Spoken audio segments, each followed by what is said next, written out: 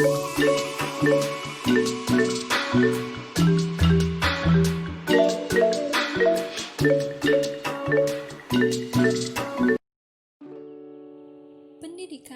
adalah wadah untuk anak dalam menumbuh kembangkan potensi diri, soft skill, dan kognitif.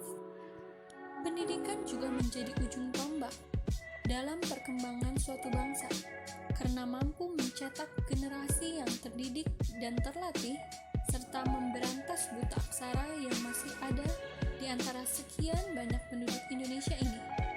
Dan kami yakin bahwa pendidikan akan selalu seiring dengan perkembangan zaman dan bersifat kontemporer. Dalam Undang-Undang Dasar 1945 sudah dijelaskan bahwa pendidikan menginginkan karakter manusia yang berakhlak mulia, bertakwa kepada Tuhan Yang Maha Esa, dan cerdas dalam kehidupannya. Pendidikan juga merupakan kebutuhan bagi setiap manusia untuk memenuhi kebutuhan lainnya, karena pendidikan adalah salah satu kunci bagi insan manusia untuk mampu bersaing dalam kehidupannya.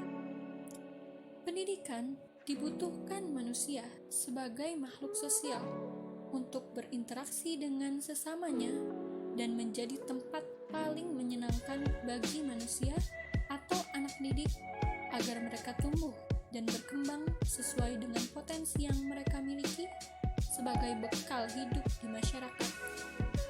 Secara umum, pendidikan bertujuan membantu manusia untuk mendapatkan eksistensi kemanusiaannya secara utuh. Pendidikan juga bertujuan untuk menjadikan manusia lebih baik dalam menjalani kehidupan. Unsur yang paling membedakan manusia dengan hewan adalah anugerah akal yang telah diberikan oleh Tuhan. Dengan begitu, hanya manusia yang mengalami proses pendidikan.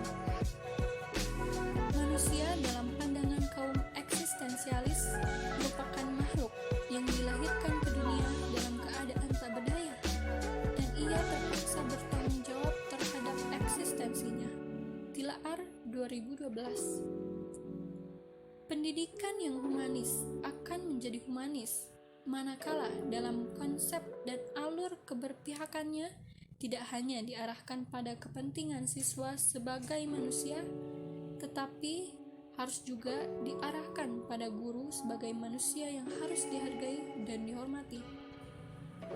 Substansi pendidikan sebagai usaha sadar dan terencana untuk mewujudkan suasana belajar dan proses pembelajaran agar anak didik secara aktif mengembangkan potensi dirinya untuk memiliki kekuatan spiritual, pengendalian diri, kepribadian, kecerdasan, akhlak mulia, serta keterampilan yang diperlukan dirinya, masyarakat, juga bangsa dan negara.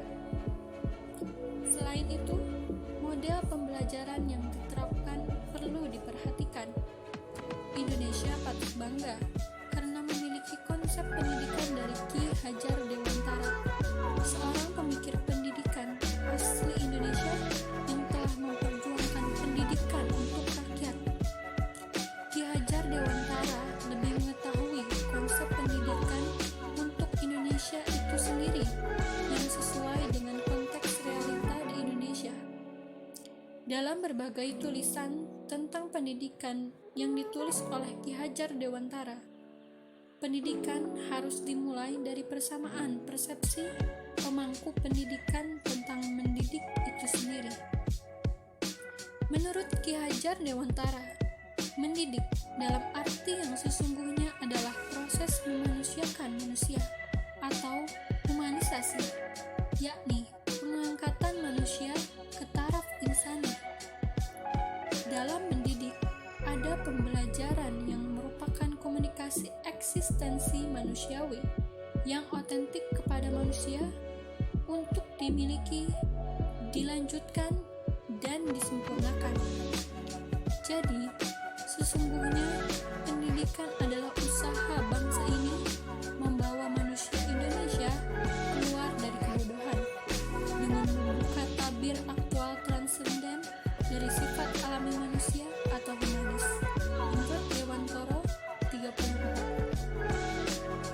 Pendidikan di era globalisasi saat ini, dengan semakin berkembangnya alat-alat teknologi yang semakin canggih, pendidikan sebagian besar sudah menggunakan media sebagai pembelajarannya. Yang terpenting, sikap kita dalam menjaga budaya luhur bangsa tanpa menolak hal baru pada perkembangan zaman. Berbicara tentang globalisasi, maka kita juga menoleh pada dunia pendidikan yang sudah semestinya mempersiapkan sistem yang bersinergi dengan perkembangan zaman. Karena pendidikan menjadi alternatif solutif untuk menyikapi datangnya era kekinian. Tinggal bagaimana nantinya sikap pemerintah rumuskan sistem pendidikan yang sesuai.